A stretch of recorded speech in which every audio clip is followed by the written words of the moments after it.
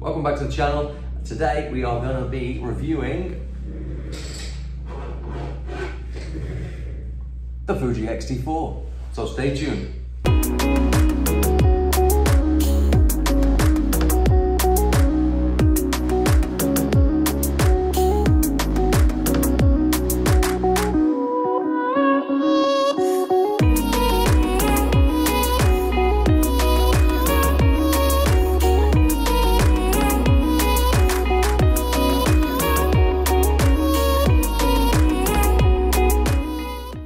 This is going to be a review of the Fuji X-T4 for photography. If you want a review of the video quality, then this is not going to be the place for you. Follow on from my last video, which was 5 things I love about the Fuji X-T4. I have now had more time with the camera. I've been out on a few different shoots, done some portraits, done some landscape, and just general sort of shooting around, family, kids, things like that. So I thought it would be a good time to bring you a review. I'm not going to go over all the detailed specs. I'm just going to run through the ones that have really changed since the X-T3. Okay, so I'll quickly run you through the changes. So the build quality has definitely been improved. It feels much more solid. The grip is deeper. It feels slightly heavier than the X-T3, but for my money, it feels better in my hand. It feels more comfortable to hold it all day. The X-T3 always felt a bit hollow to me. So I'm pretty happy now with the X-T4, the build quality. The shutter life has also been increased now to 300,000 shots. So I'm pretty happy and pretty confident that it will last a long time. The build quality has been improved. Of course, it's weather sealed, as XT series bodies have been for a long time. But overall, it feels like a solid professional camera. I've personally used almost every camera that's available. I've got a GFX 50R over here as well. The X-T4 feels better built than that for sure. So I'm not going to go through all the standard stuff because we all know that Fuji's got ISO and shutter speed dials. It's got exposure compensation. The damping on the dials is nice. I do like that it's a press down to change and a press down to lock, and that's consistent on both sides, so that's nice. We still have the D-pad. Thank goodness, because I really like access to the D-pad, although we do have a joystick and I do use that quite a bit for cycling through menus. You can also recenter your focus point with that and control your focus points, and it works in all directions. So overall, the handling of the X-T4 is excellent. The other main improvement that I see is the use of the new battery, which is the MPW235. It's a higher powered battery, and it lasts, I think 500 shots they're saying, but I get way more than that. I get about 800 to 900 shots easily out of one battery. I took it down the coast for a couple of days just now, and I actually only used one battery. I wasn't shooting all day every day, but it only used like a couple of bars on the battery. So the battery life is much improved. I still carry a couple of spares, and I've got the battery grip as well, but 3 batteries for me is more than enough for any shooting. 2 batteries certainly will last you a whole day of shooting. There's the battery grip that you can see anyway. You may as well show you whilst I'm here. It fits well. It takes 2 batteries now, so you can have 3 batteries in total. Quickly screws on, and it's a nice fit. It's a nice fit for the X-T4. And there we go. And it's got duplicate buttons on the battery grip as well. One thing with the X-T4 is that it doesn't come with a power charge now. It doesn't come with a proper charger. So you can only charge it through the camera, USB-C connection, and it's the same for the battery grip as well. So if you want to charge all these 3 batteries, you plug into the camera and it charges across the main board for all 3 batteries, which is fine because it's handy. You can, obviously put it into just a USB-C power bank or something like that, which is what I do every night. But it would be quite nice to be able to charge the batteries in the battery grip separately, so they're ready. You can be using the camera. Let me just unscrew this. So you could be using the camera whilst you're charging those, but you can't do it. So I wish Fuji would still include a charger. I guess it's a cost-cutting measure, and you've got to pay about another 50 or 60 pounds to buy a separate dual charger. Obviously, we have now a fully articulating LCD screen. I know some shooters don't like that. Personally, for me, as I shoot a bit of video, I find it quite useful.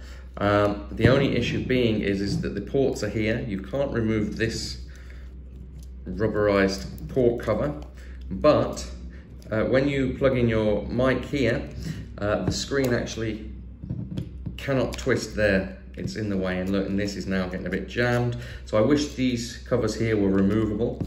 For some unknown reason, the memory card door cover is removable. I don't know why they've made that removable and not this one. So a bit of a strange combination, but I do like the screen overall. Okay, obviously the other main addition to the XT4, which was the one that really sort of caught my eye, was the inclusion of IBIS. They've shrunk the IBIS mech down and managed to fit it into an XT series body for the first time.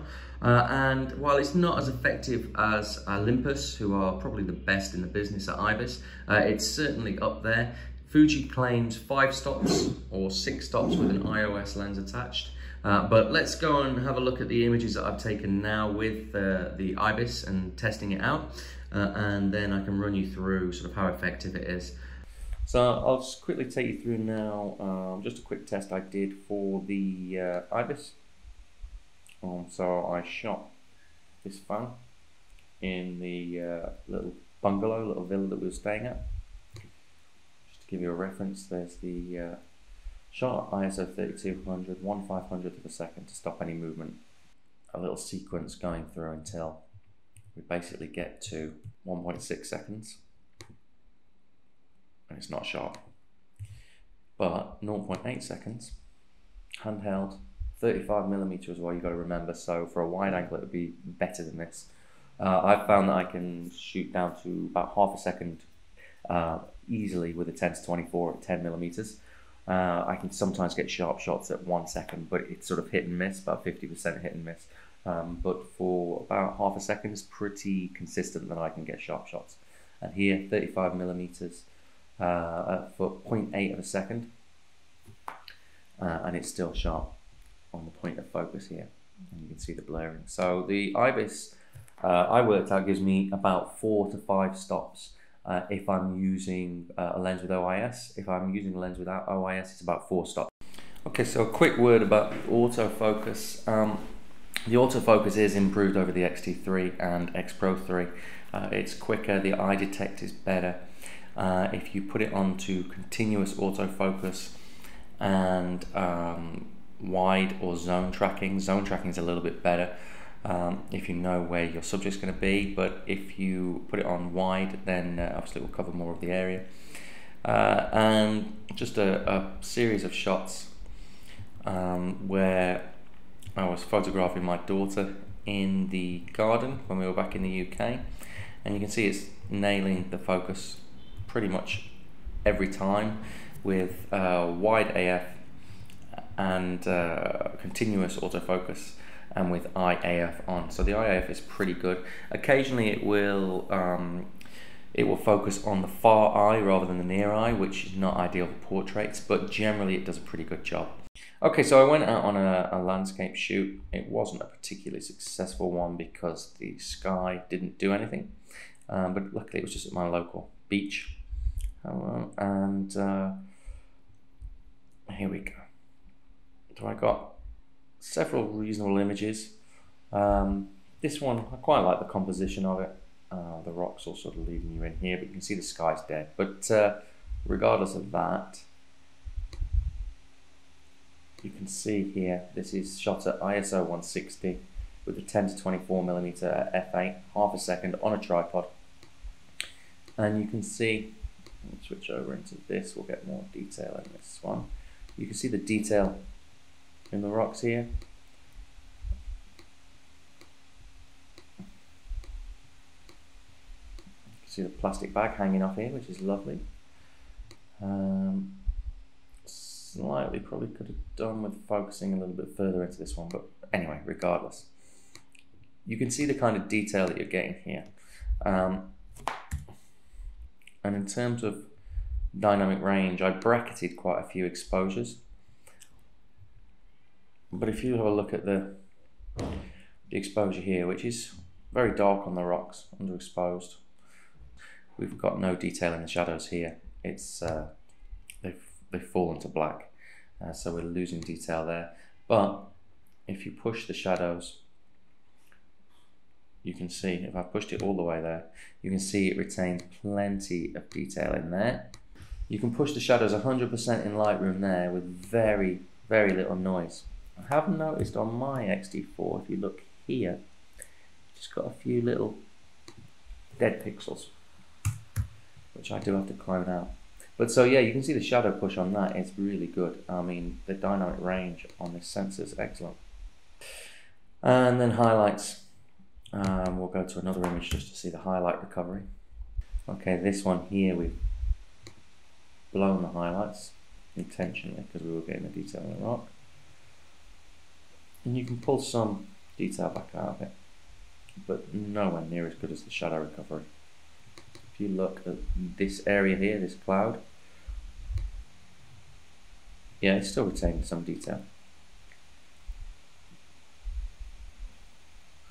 So dynamic range is not really an issue on this sensor. It's pretty good, especially considering it's APS-C. You might get slightly more dynamic range out of a full frame sensor, but it's plenty to work with. I mean, it's better than the 5D Mark II that I used to shoot professionally with. Okay, so another one, this is a portrait. My daughter has shot with a 23 1.4, so not the fastest focusing lens, but you can see it's nail focused there.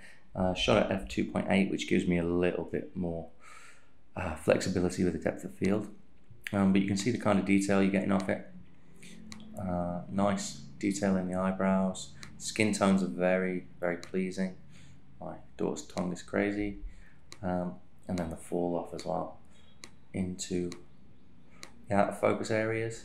Let's have another look at another image. Let's see what happens when you raise the ISO. I didn't take my tripod with me on this little vacation, so everything was shot handheld. The light was really dimming here, so we're up to ISO 1600. That's the performance at ISO 1600, which I'm pretty happy with. Okay, so you can see the editing I've done on this. It's ISO 1600. You can see noise is very well controlled at ISO 1600, but we've got some noise in the background here. But you can see how that's been taken out just with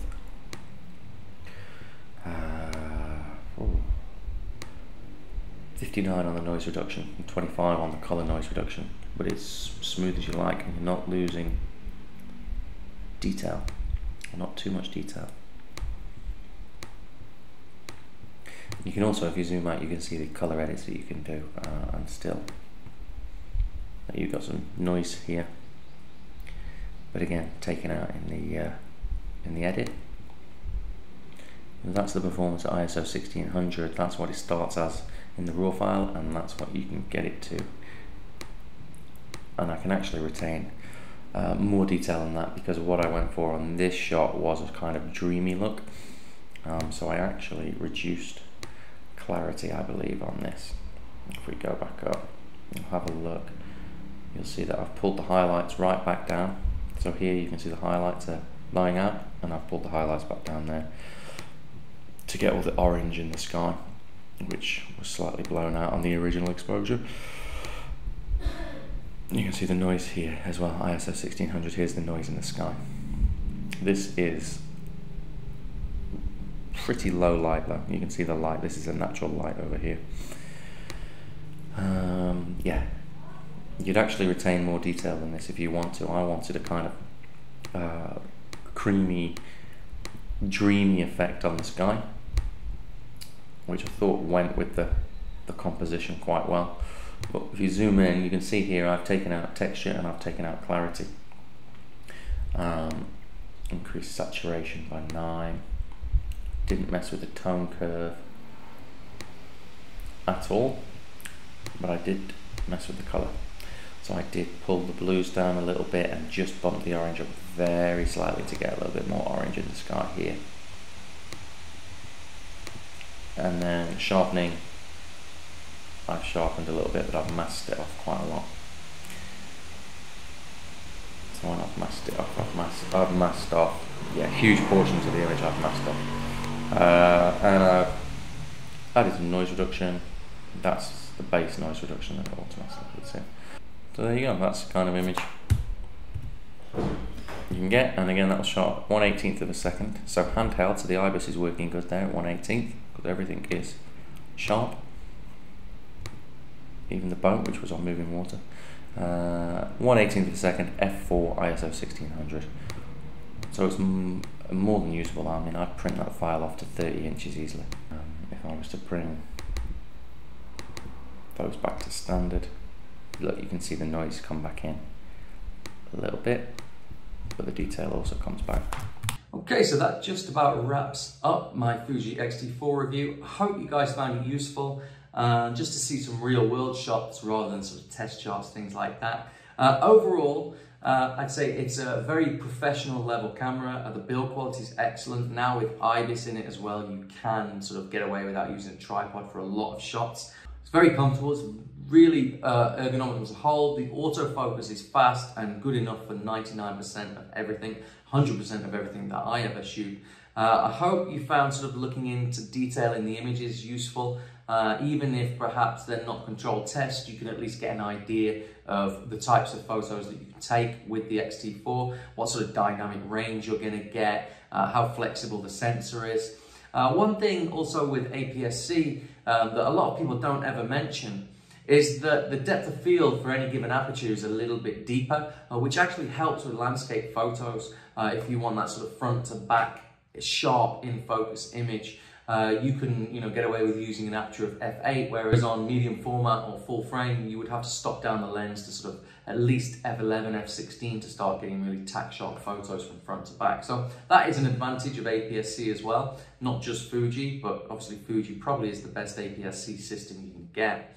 Also, the lenses for the Fuji system are excellent. I haven't found a dud really amongst them. There's a couple that I don't like as much, which I'll go into in lens reviews later, but most of them are very, very good. Even the kit lens 18-55 is excellent. So overall, the X-T4 for around about £1,500 in the UK, okay, it doesn't represent amazing value compared to, say, something like the Sony APS-C cameras.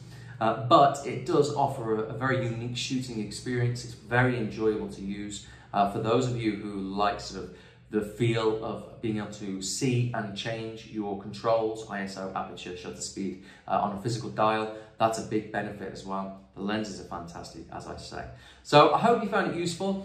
I'll be doing more of these reviews sort of coming over the next few weeks or so. I was hoping to get out and get into sort of the countryside and do a little bit more outdoor photography, landscape photography. I was supposed to be back in the UK by now, but there's no flights to the UK, so like everyone else at the moment, I'm sort of stuck with what I can do. But I'll try and bring regular videos, so please do subscribe. If you found this review useful, then hit the like button. You can also turn on the notification bell, and that will let you know when I upload new videos. You can also find more reviews, articles, things like that on my website, which is www.thecotswoldphotographer.com, and there's a few more image samples of sort of the IBIS and how it works with various lenses over there as well. So do check that out if you're interested in the Fuji system.